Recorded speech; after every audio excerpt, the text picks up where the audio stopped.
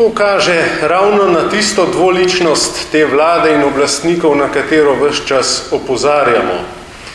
In to, da oni žugajo ljudem, da jih tudi zmerjajo, da potem tudi sprejemajo odloke, hkrati se pa sami tega ne držijo in ne da bi se opravičili ali da bi kdo odstopil, še več.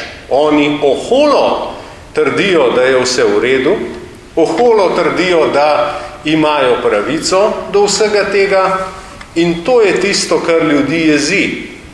In ljudje v veliki večini upoštevajo oziroma upoštevamo ukrepe, tovrstna dejanja pa zbijajo kredibilnost tem ukrepom in ravno tisti, ki jih sprejemajo, jim najbolj zbijajo kredibilnost.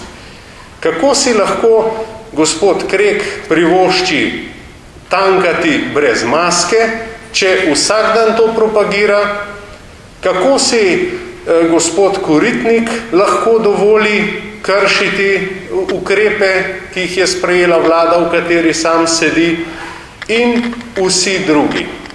Tako da teh primerov je veliko in še enkrat ponavljam, vsak naredi napako, vsak, stopiš iz avta, pozabiš nadeti masko in tako naprej.